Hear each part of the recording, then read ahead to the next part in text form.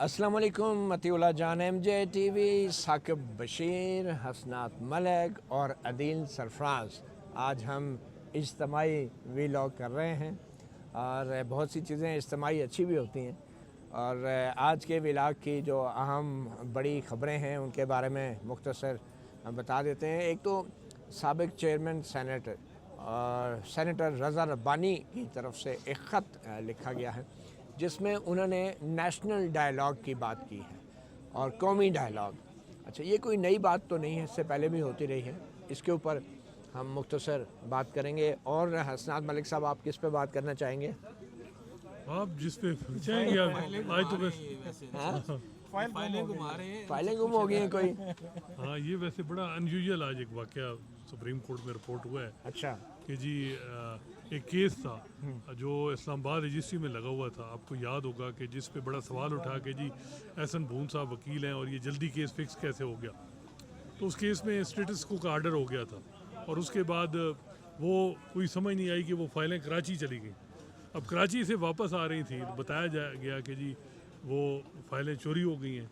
वो यानी कि अब स्टेटस को लंबा चलेगा। स्टेटस को लंबा चलेगा। अच्छा, जी हाँ, चलें उसके ऊपर भी बात करते हैं। ये सिंध हाई कोर्ट से मज़ारी एक अपील आई थी जो सुप्रीम कोर्ट में। जी जी। और अब ये समझ नहीं आई कि ये सिंध में कैसे एक दफ़ा केस सुना गया है यहाँ, तो फिर ये सिंध से कैसे कौन सा रिकॉर्ड था जो असल में वो इंटरिम ऑर्डर जारी करने के बाद मैंने अपील सुनने के लिए शायद रिकॉर्ड मंगवाया हो और वो ऐसी कोरियर कंपनी से आया हो कि जिस कोरियर कंपनी के बारे में कुछ डाकू लोग जानते हों। और डाकू बड़े कोई पढ़े लिखे और कानूनदान लगते हैं कि उन्हें पता है कि इन फाइलों की क्या अहमियत है और स्टे ऑर्डर भी इसमें मिला हुआ है। बहरहाल एनीवे, अदील सरफराज साहब, आप किस मौजू को डिस्कस करना चाह रहे हैं? सर, मैं तो ये पूछना चाह रहा हूँ साकिब बशीर साहब से कि इस्लामाबाद हाई कोर्ट में बड़ी अहम एक तकरीब होने जा रही है। उस हवाले से बहुत सी खबरें भी इस्लामाबाद में गर्दिश कर रही हैं। तकरीब में क्या होगा वो तो ये बताएंगे। मैं तो ये पूछना चाहूँगा इनसे कि उस तकरीब से पहले क्या कुछ हो रहा है। सुना है बंद कमरों में कुछ दावतनामे भी जा रहे हैं और उसमें फिर रवैयों के ऊपर भी बात हो रही है, तो मैं वो जानना चाहूँगा। अच्छा, बंद कमरों या बंद बहुत चैम्बरों बड़ा में? एक इवेंट होने जा रहा है इस्लामाबाद के तकरीबन 1000 वकील ये तो पूरा फिर वलीमा लगता है कोई। जी। और सरफराज डोगर साहब के आनर में अच्छा। और बताया जा रहा है कि वहाँ आज से ही जो वो तैयारियाँ शुरू हैं और जो बाकायदा जो है वो कुर्सियाँ वगैरह आज से ही लगना शुरू और मेरा ख्याल है कि मे भी कल कोई ऐसा ये इवेंट जो है और इसमें कोई खबरें हैं कि जी लॉ मिनिस्टर साहब को भी इनवाइट किया जा रहा है। ये वैसे साकिब साहब से पूछे।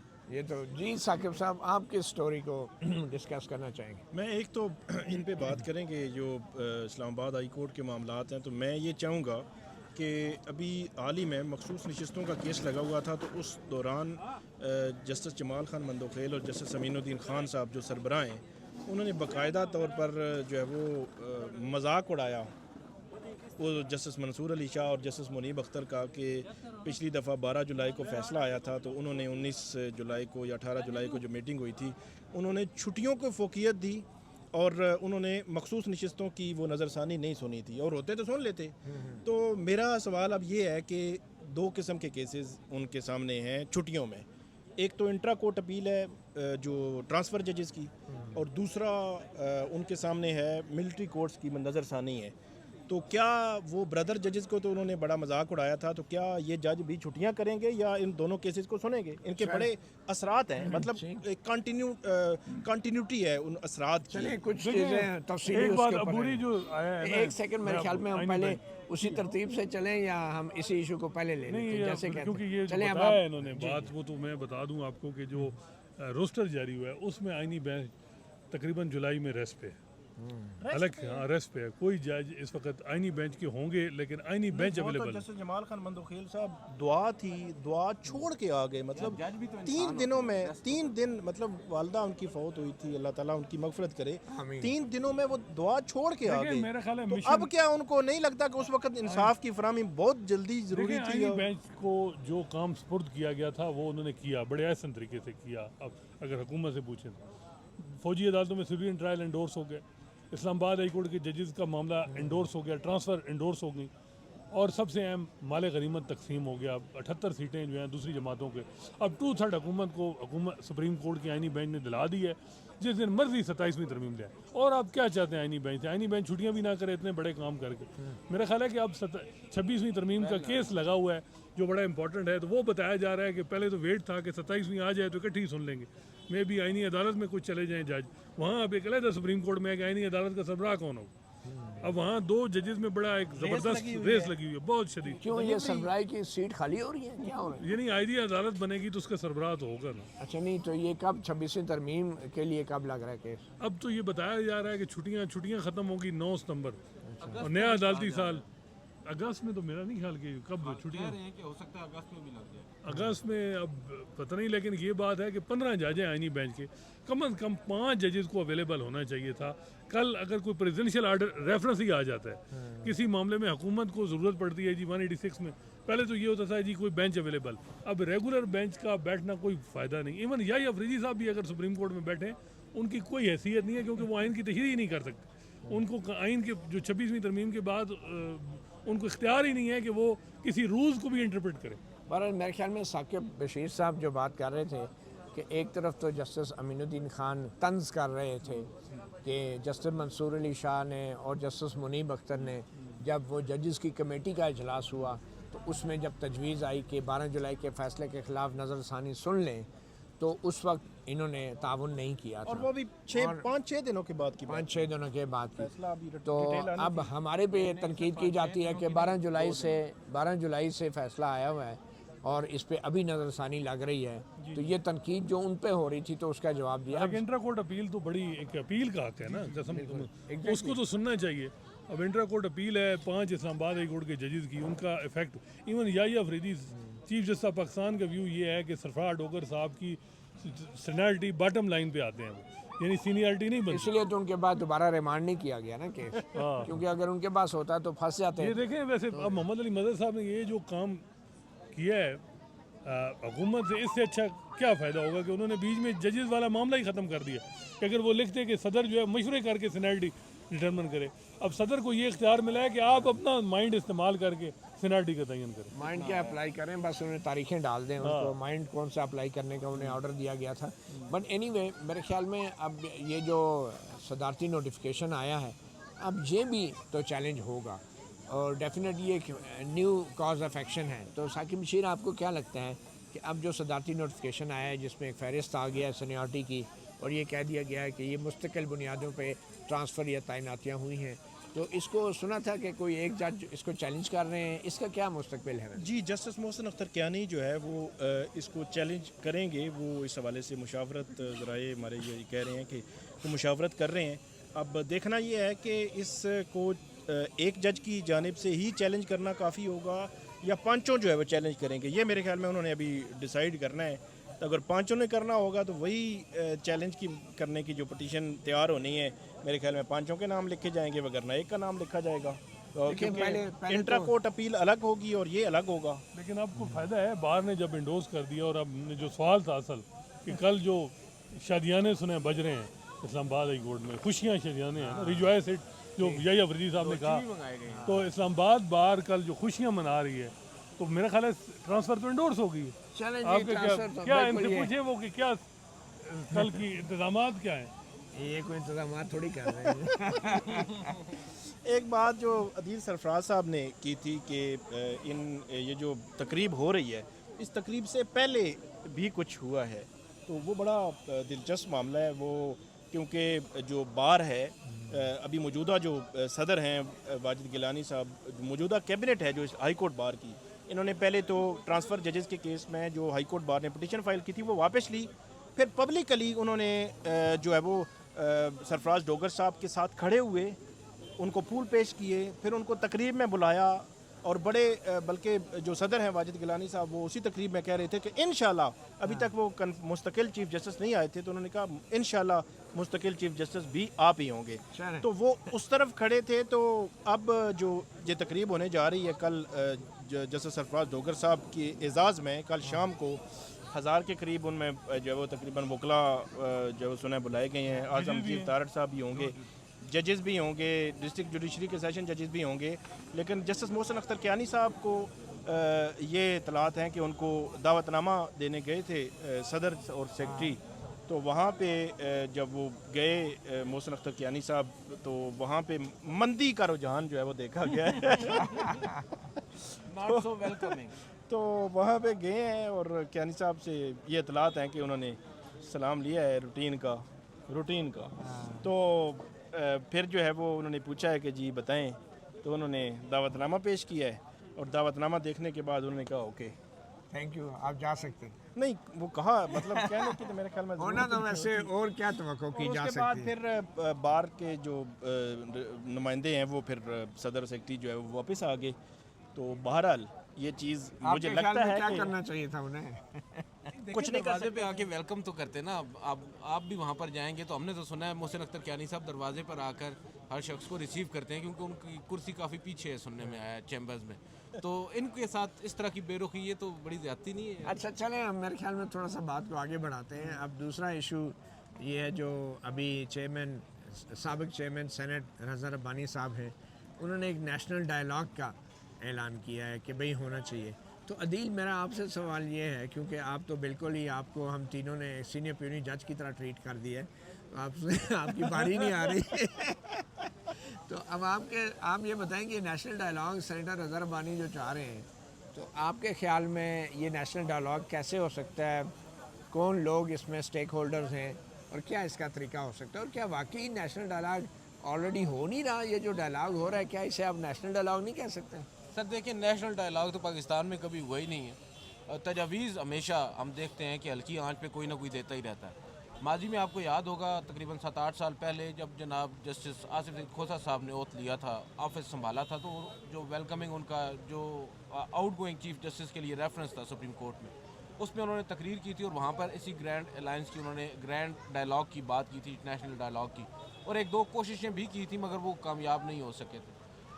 वो ग्रैंड डायलॉग मैं तो समझता हूँ अगर उस वक्त ये तमाम फ्रीकैन बैठ जाते, और उस वक्त ज़रूरत भी थी, आपको याद होगा पानामा के केसेस और बहुत कुछ था, और एक नफ़रत नज़र आ रही थी पब्लिक के दरमियान भी, एक आप कह सकते हैं ट्रस्ट डेफिसिट था। उस वक्त हो जाता तो शायद सूरत हाल आज इस कदर ख़राब ना होती कि आज रज़ा रब्बानी साहब को ये तजवीज़ देना पड़ती। मगर रज़ा रब्बानी साहब भी माँ सिवाय माजरत के साथ एक प्रेस रिलीज़ जारी करवाते हैं हर महीने 2 महीने के बाद, उसमें एक शोशा छोड़ते हैं और फिर खामोश होकर बैठ जाते हैं।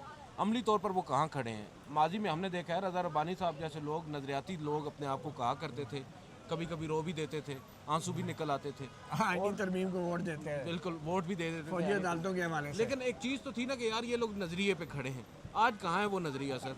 आज मुल्क में क्या हो रहा है? ये लोग डेमोक्रेट हैं, ख़ुद को डेमोक्रेट कहते हैं। तो बात यह है कि इन जैसे लोग जो हैं, ये लोग एक प्रेस रिलीज़ दे देते हैं, उसके ऊपर एक बयानिया बनना शुरू हो जाता है, बात शुरू हो जाती है 2-4 दिन, उसके बाद बात ठप हो जाती है। अमली तौर पर इन्होंने क्या किया है, मैं तो ये पूछना चाहूँगा, आप लोग बताएं। आप लोग एक तवील अरसा से कोर्ट्स को कवर कर रहे हैं, नेशनल जो डायस्पोरा है उसको देख रहे हैं। इस ग्रैंड डायलॉग अगर शुरू करना है तो सबसे पहले उसका आगाज़ कहाँ से होगा? अदलिया करेगी? ये अदलिया जो 26वीं आईनी तरमीम की बेनिफिशरी है, या हमारी इस्टेब्लिशमेंट करेगी जिसका वाहिद मकसद इस वक्त इमरान खान को फिक्स करना है, या हमारी ये फॉर्म 47 की पार्लियामेंट करेगी जिसने अपना आप बचाना है? डायलॉग शुरू कौन करेगा? जी हसनात मलिक साहब, आपके ख्याल में इस डायलॉग के फरीक कौन कौन है? किन के दरमियान डायलॉग की बात तजवीज़ की जा रही है रज़ा रब्बानी साहब की तरफ? देखें, अब वो उनका तो ये है कि सियासी जमातें और इस्टेब्लिशमेंट ये सारे बैठे। अब अदलिया क्या अब इन हालात में तो स्टेक होल्डर है या नहीं, रेलेवेंट भी रही है या नहीं? मेरा ख्याल है कि इस वक्त रेलेवेंट अगर देखा जाए तो 3 बड़े फरीक हैं, बल्कि 2 फरीक हैं। एक PTI है, दूसरी इस्टेब्लिशमेंट, और तीसरा वो पीपल्स पार्टी नून लीग, इसको एक फरीक आप समझ सकते हैं। अब मसला क्या है? मसला है कि 8 फरवरी का इलेक्शन हुआ। 8 फरवरी का इलेक्शन आप माने ना माने, इख्तलाफ करें, आप इमरान खान की पॉलिसियों से बेशक वो गलत होंगी, तबाही होगी, जो भी होगा, लेकिन लोगों ने वोट दिए। लेकिन जो रिज़ल्ट दिया गया, जो सामने आया, जो इलेक्शन कमीशन की तरफ से इशू है, वो डिफरेंट। तो इधर जिस तरह हम पहले बात कर रहे हैं कि ट्रंप से भी वहाँ अमेरिका में जो इंटेलिजेंसिया थी, इस्टेब्लिशमेंट थी, वो नाराज़ थी कि ये आएंगे तो पता नहीं क्या करेंगे, लेकिन जब लोगों ने वोट दिए तो लोगों ने फिर दे दिया एक। अब यहाँ जो सूरत हाल बनी है वो उसमें इस वक्त मसला ये है कि जो सियासी जमातें हैं اور خاص کر پیپلز پارٹی اور نون لیگ، ان کو دیکھنا ہے کہ وہ کیا کوئی اس حوالے سے جو پہلے ان کا سٹانس تھا 8 فروری سے پہلے یا اس سے پہلے جب پی ڈی ایم بنی تھی اس وقت ووٹ کو عزت دے رہے تھے، کیا اب بھی وہ دیں گے یا نہیں؟ ساؤتھ ایشیا کے سب سے پرانے سیاستدان نواز شریف کی اب پوزیشن کیا ہے؟ کیا وہ آپ سمجھتے ہیں کہ ہم نے جب بھی میں نے لڑائی اسٹیبلشمنٹ سے کی غلط کی، میں معافی مانگتا ہوں، ہمیں ہائیبریڈ رجیم جس طرح خواجہ آصف صاحب کہتے ہیں 90 سے ہی چلنا تھا، تو وہ ٹھیک بات ہے، میں غلط تھا، پرانی میری 20 سال کی 25 سال کی سیاست غلط تھی، جو کچھ میں نے کیا وہ غلط تھا، یا تو پھر وہ معافی مانگے، اگر نہیں ہے تو پھر یہ ہے کہ چیزوں کو بیلنس کرنے کی ضرورت ہے۔ اب سیدھی بات ہے کہ اس وقت سویلین جو سپیس ہے وہ بڑی کم ہو رہی ہے، اور سیاسی جماعتیں جو دو بڑی جو جمہوریت میں سب سے اہم رول ہے سیاسی جماعتوں کا، وہ ایک قسم کی وہ انہوں نے سمجھوتا کر لیا اپنے مفادات کا، وہ جمہوریت کو انہوں نے پیچھے چھوڑ دیا، انہوں نے عدلیہ کو ختم تقریباً آلموسٹ کر دیا 26ویں ترمیم کے بعد جو آپ کے سامنے ہے۔ تو اب ان حالات میں تو یہ ہے کہ میرا خیال ہے کہ پہلے تو سیاسی جماعتیں ان کو رضا رحمانی صاحب کو پیپلز پارٹی کو سجیشن دینی چاہیے کہ آپ جو ہے وہ کہاں کھڑے ہیں۔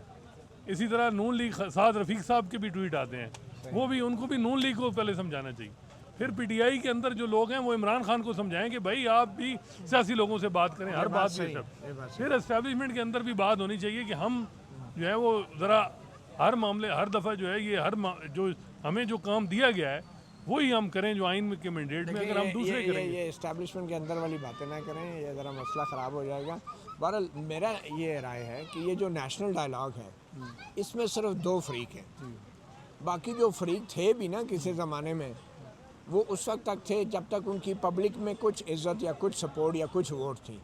تو میرے خیال میں اس وقت ایک فریق جو ہے وہ ڈنڈے کے زور پہ فریق ہے اور ایک فریق جو ہے وہ عوامی سپورٹ کے زور پہ فریق ہے۔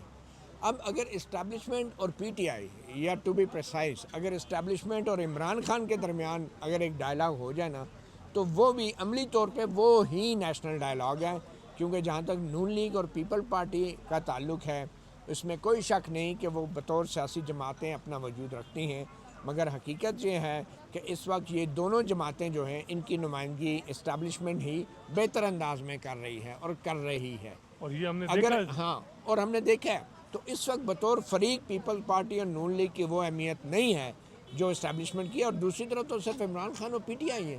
میرے خیال میں عملی طور پہ چاہے ججز ہیں، عدلیہ ہیں، چاہے پارلیمنٹ ہے، چاہے یہ شہباز شریف کی حکومت ہے، چاہے پیپل پارٹی ہے، چاہے نون لیگ ہے، یہ عملی طور پہ اس وقت وہ سٹیک ہولڈر نہیں ہیں جن کے درمیان ڈائلاگ کی ضرورت ہے۔ عملی طور پہ صرف اسٹیبلشمنٹ اور عمران خان جو ہیں ان کے معاملات جس روز طے ہو گئے نا، آپ یقین کریں یہی شہباز شریف، نون لیگ اور یہی پیپل پارٹی اور آصف زرداری کہیں گے کہ نیشنل ڈائلاگ ہو گیا جی اور بڑا کامیاب ہوا۔ نہیں سر، آپ بات کر رہے ہیں 2 فریقین کے درمیان معاملات طے پانے کی، ہم بیسیکلی بات تو ہو رہی ہے گرینڈ نیشنل انسٹیٹیوشنل ڈائلاگ۔ اچھا، اور کون کون سے ادارے رہ گئے بتا دیں؟ اب آج عمران خان کے ساتھ آنا سیریس نوٹ، عمران خان کے ساتھ فوج بیٹھ جاتی ہے، چلے مان لیا فیلڈ مارشل صاحب بیٹھ جاتے ہیں، ان دونوں کے درمیان معاملات طے پا جاتے ہیں، کہا جاتا ہے جی کہ فارم 47 والوں کو ہم باہر نکالتے ہیں، آپ آ جائیں اقتدار میں۔ صحیح ہے۔ کیا دیگر جو فریقین جو اس وقت سٹیک ہولڈر بن جائیں گے آپ کے اس فارمولے کے مطابق، میں آپ پھر کو وہ بتاؤں ڈیمانڈ کریں گے یہ اسٹیبلشمنٹ اور پی ٹی آئی کے درمیان ڈائلاگ میں جو بھی فیصلہ ہوگا نا، آپ نون لیگ اور پیپل پارٹی اس پوزیشن میں نہیں ہے کہ اس کی کوئی مخالفت کر سکیں، وہ کہیں گے یہ ہمارا فیصلہ ہے۔ وہ آپ نے سنا ہے نا، ہاتھی کے پاؤں میں سب کا پاؤں، تو بھائی صاحب جو عملی طور پہ سچویشن ہے آپ کو بھی پتہ ہے، نہروں والے پہ زرداری صاحب کا کیا کردار رہا ہے، اگر ہوتا تو وہ اسی وقت میٹنگ میں کہتے نا کہ یہ نہیں ہو سکتا، اور پھر یہی تو میں آپ کو بتا رہا ہوں نا، سندھ کے اندر جو ریئیکشن آیا ہے وہ زرداری صاحب کی وجہ سے ان کے خلاف آیا ہے، پیپل پارٹی کے خلاف آیا ہے، تو نہروں والوں پہ پیپل پارٹی نے کون سا سٹینڈ لے لیا؟ تو یہ میں یہ کہہ رہا ہوں کہ اس وقت بڑے فریق 2 ہی ہیں۔ آپ کیا کہنا چاہیں گے؟ بس سر آپ کی بات بالکل درست ہے، میں اس سے بالکل بھی ڈفر نہیں کر رہا، میں یہاں تک بات کہہ رہا ہوں کہ اگر آپ لوگوں کا مقصد یہ ہے کہ آپ نے ڈائلاگ کرنا ہے، جو رضا ربانی صاحب کی اس تجویز کو ہم دیکھیں گرینڈ انسٹیٹیوشنل ڈائلاگ ہے، تو جیسے بھی ہے، اب 26ویں آئینی ترمیم ہو گئی ہے، عدلیہ کا شاید سٹیک اتنا نہیں ہے لیکن جوڈیشل کمیشن ہے، اب تو جو انسٹیٹیوشن ہے وہ زیادہ عدلیہ سے زیادہ جوڈیشل کمیشن بن چکا ہے، اور کمیشن میں کیا ہے؟ کمیشن میں وہی ہے، میں وہی بات کر رہا ہوں نا، جو عدلیہ کا ایک بطور انسٹیٹیوشن ایک وہ ہم سوچتے تھے نا, ذہن میں رکھتے تھے ایک آزاد عدلیہ کا, وہ تو اب ختم ہی ہو گیا ہے, وہ تو اب گورنمنٹ ہی رہ گئی ہے. اچھا ثاقب, میرا آپ سے یہ سوال ہے کہ اب مطلب ہے مطیع اللہ جان صاحب, آپ اور عمران خان ایک ہی پیج پہ ہیں کہ اسٹیبلشمنٹ اور پی ٹی آئی کی بات, باقی اسٹیک ہولڈر ریلیونٹ ہی نہیں ہے. دیکھیں میں آپ کو بتاؤں, کیا عمران خان جب یہ بات کہتے ہیں ہمیں برا لگتا ہے, ٹھیک ہے, اور میں یہ کہہ رہا ہوں کہ عملی طور پہ صرف وہی مذاکرات کامیاب ہوں گے جس میں نون لیگ اور پیپل پارٹی جو ہے وہ اسٹیبلشمنٹ کے کندھوں پہ بیٹھ کے مذاکرات کرے گی, تو ادروائز وہ مذاکرات بھی نہیں کریں گے. تو میں اس لیے کہہ رہا ہوں, مجھے کوئی اچھی بات نہیں لگتی ہے, لیکن یہ ہمارا المیہ بن چکا ہے. میں افسوس کے ساتھ یہ بات کہہ رہا ہوں کہ عملی طور پہ اب کیا ہوگا, نیشنل ڈائلاگ کا کیا شکل ہوگی, کیا مطلب ہوگا, جس سے میں ایگری نہیں کرتا, لیکن ہوگا یہ charter of democracy number 2 who, part 2. اچھا, جس میں فیلڈ مارشل صاحب بالوساطت دستخط کریں گے.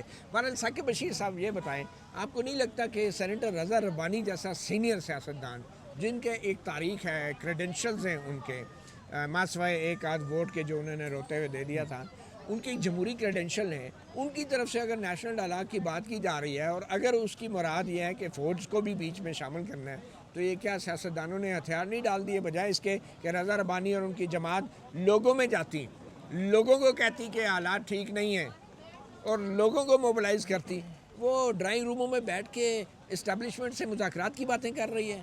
کیا لگتا ہے آپ کو؟ پہلی بات تو یہ ہے کہ جب آپ رضا ربانی صاحب کا نام لیتے ہیں تو اس کا مطلب احترام سے لیا کرو. احترام سے تو یقینی طور پر آپ لے رہے ہیں, لیکن جب آپ رضا ربانی صاحب کہتے ہیں تو اس کا مطلب پیپلز پارٹی نہیں ہے. پیپلز پارٹی کا موقف کئی جگہوں پہ ہم نے دیکھا ہے, وہ مختلف رہا ہے.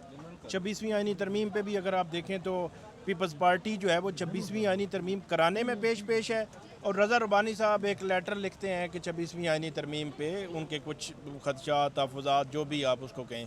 تو ایک بات تو یہ ہے کہ یہ پیپلز پارٹی کا موقف نہ کبھی رہا ہے, ہو سکتا ہے وہ کوئی بیانات دیتے ہوں, لیکن رضا ربانی کی حد تک. دوسری بات سر یہ ہے کہ ٹھیک ہے, ہم سرنڈر نہیں ہے سیاستدانوں ایک آئیڈیل سچویشن کو ہم ڈسکس کر رہے ہیں. میرا خیال میں عملی طور پر کیا ہو سکتا ہے, ممکنہ طور پر ہمیں وہ نہیں دیکھنا چاہیے کہ نیشنل ڈائلاگ کی ہم بات کر رہے ہیں, لیکن یہاں اس وقت جو سچویشن ہے, اس سچویشن میں اگر آپ کہیں کہ عمران خان اور ان کے کوئی نیشنل جو ہے وہ ایک ڈائلاگ کے نام پہ مذاکرات ہوں گے, یہ تو دور دور تک نظر نہیں آتا.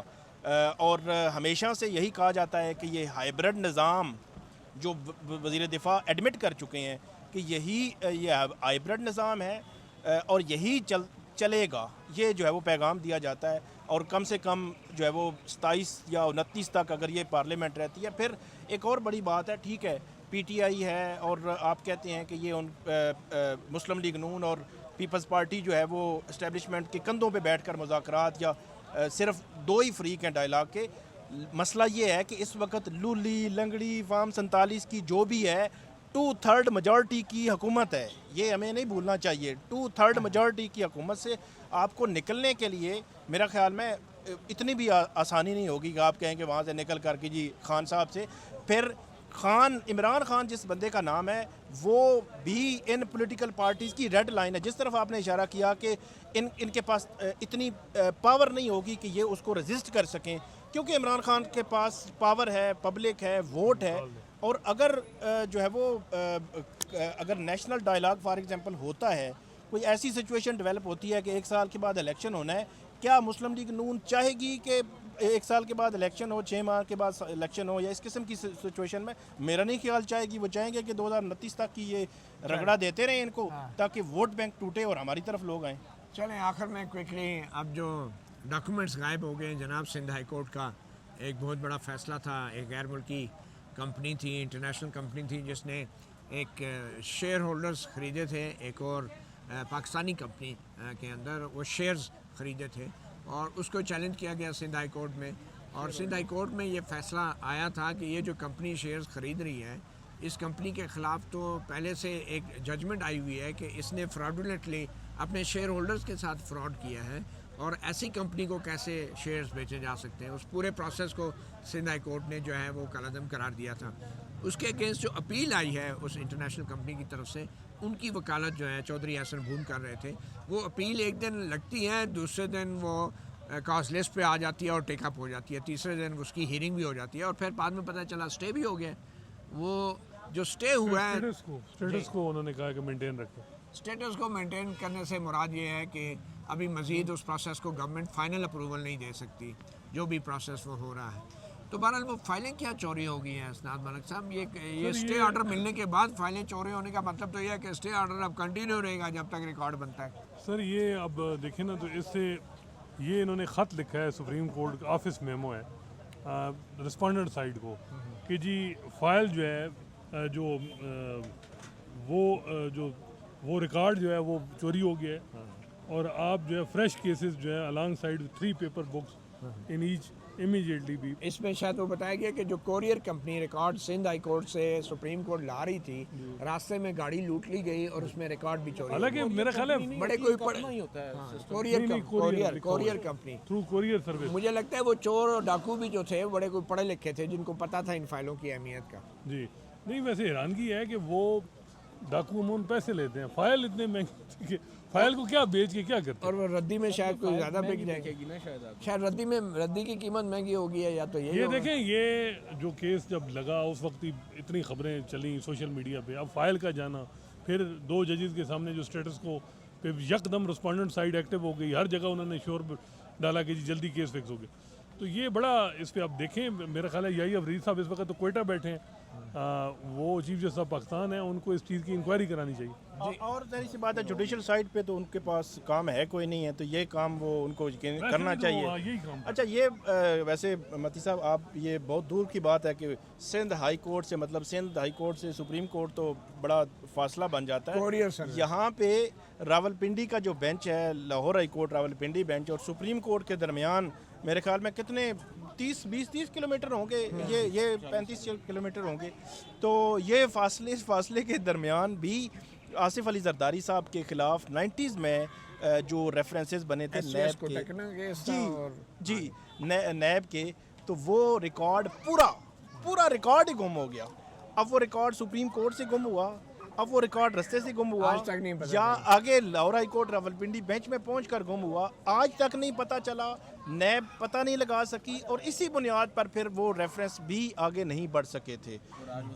آج وہ صدر پاکستان ہے. ایک اور ریکارڈ کی میں آپ کو انٹرسٹنگ بات بتاتا ہوں, وہ فائل بھی آج تک نہیں مل سکی, لیکن وہ دن دیہڑے کی بات تھی, وہ ایک بلڈنگ کی بات تھی. یہ 18 مارچ 2023 کا دن تھا, جس دن عمران خان اسلام آباد کے جوڈیشل کمپلیکس میں پورے مجمع کے ساتھ آئے تھے. گیٹ پہ تھے, شیلنگ ہو رہی تھی, سارا کچھ اوپر, ہم فرسٹ فلور پہ تھے, وہاں پہ بھی شیلنگ ہو رہی تھی, ہم کورٹ روم کے اندر تھے. تو عدالت نے کہا بیرسٹر گوہر کو اور ایک اپنے عدالتی اہلکار کو, ایک پولیس کے آفیسر کو, کہ آپ جائیں اور گیٹ پہ عمران خان سے حاضری کی اٹینڈنس دستخط کروا وہ لے کے آئیں. وہ گئے, وہاں پہ جوڈیشل فائل تھی, وہ واپس آ رہے تھے, تو واپس آنے کے دوران وہ فائل ہو گئی گم, اور وہ فائل آج تک نہیں ملی. ایس پی صاحب کے ہاتھ سے گم ہوئی تھی, آج تک نہیں ملی. اور وہ ماما جو ہے وہ بڑا جسٹس عامر فاروق چیف جسٹس تھے, تو وہ بڑا انہوں نے غصے کا اظہار بھی کیا کہ فائل کیسے گم ہو سکتی ہے. اچھا, اس کا مطلب تو عدیل یہ ہے کہ جو سندھ ہائی کورٹ نے فیصلہ دیا تھا اس بڑی کمپنی کے خلاف, اور بڑی سخت اس میں ڈکلیریشن بھی تھی اس کمپنی کے خلاف, وہ فائل اگر گم گئی ہے, کیا یہ اوریجنل ریکارڈ ہے سندھ ہائی کورٹ کا؟ کیا سندھ ہائی کورٹ اپنا ریکارڈ اوریجنل اٹھا کے ایسے کوریئر کر دیتی ہے اور اس کے پاس فوٹو کاپی بھی نہیں ہوتی؟ یہ ڈیجیٹل کا کہا گیا کہ فائل ڈیجیٹل, بلکہ مجھے جب یہ میں نے پوچھا سپریم کورٹ کے آفس سے کہ جی یہ کیس جلدی کیوں لگا, تو آگے سے جواب آیا کہ یہ فائلنگ کیونکہ ڈیجیٹل ہوئی ہے, ڈیجیٹل فائلنگ کا کیس جلدی لگ جاتا ہے. اچھا, تو یہ نہیں وہ چلیں, احسن بھون صاحب بھی تو کم ڈیجیٹل نہیں, احسن بھون صاحب کے علاوہ بھی کوئی بڑے وکیل اس میں ہیں. تو دوسری سائڈ پہ بھی بڑے وکیل ہیں, انہوں نے بھی پاکستان بار کونسل کے ایکٹیو لوگوں کو بھی انوالو کیا, مطلب مقابلہ کمیشن اور بار کونسل کے. نہیں وہ مطلب ہے کہ دونوں سائڈوں نے بندے ٹھیک دیے ہیں. انہوں نے شہزاد شوکت صاحب کو کی ہے, وہ جو سپریم کورٹ بار کے سابق صدر ہیں, اور لوگ کل بھی حسن صاحب غربن وہ بھی ہیں. تو اب یہ ہے کہ دیکھیں نا, اب سب کو سمجھ آ گئی ہے کہ ان عدالتوں سے کیس لینا ہے تو آپ نے کس قسم کے. جو اسٹے آرڈر ملا ہوا ہے نا احسن بھون صاحب کو, وہ تو اب جب تک فائل ریکارڈ نہیں بنے گا وہ جاری رہے گا. سوال کا جواب یہی ہے, وہ 200 جو آپ پوچھ رہے ہیں نا کہ اس کے بعد کیا ہوگا, اس کا یہی. لیکن 2 رکنی بینچ تھا میرا خیال ہے, جیسے عامر فاروق اور جیسے شاہد بلال، اور یہ بھی اچانک بنا تھا. جو پروسیجر پہ بڑا فالو کرتے ہیں. ہاں، شاہد بڑی بلال بات ہے کہ انہوں نے اس بات پہ نہیں کہا کہ یہ کیس فکس کب ہوا ہے، وہ تو پروسیجر کے بڑے. شاہد بلال صاحب. ہاں شاہد بلال صاحب، ان کو تو procedure. I am a man of procedure. You know. ہاں میں بڑا پروسیجر. اچھا. حالانکہ ہاں وہ اس قسم کا مائنڈ سیٹ ہے، تو وہ تو ان کو دیکھنا چاہیے تھا کہ یہ کیس تو یہ بہت بڑا اب یہ مسئلہ بنا ہے. دیکھتے ہیں کہ سپریم کورٹ اب اس معاملے کو کیسے دیکھتے. چلیں اللہ کرے سندھ کے اندر، اور وہ بھی سندھ ہائی کورٹ کے اندر، کوئی سرکاری فائل جو ہے وہ نئی بن جائے اور وہ بالکل ویسی ہو جیسے اوریجنل تھی. کبھی انشاءاللہ جی. لیکن ایشو دوسری سائڈ نے بھی بنا میرے لیا. خیال میں اس اجتماعی ولاگ سے ہم اب اجازت لیتے ہیں. Matiullah Jan M J T V, Saqib Bashir, Hasnat Malik اور عدیل سرفراز کو اجازت دیجیے. اللہ حافظ.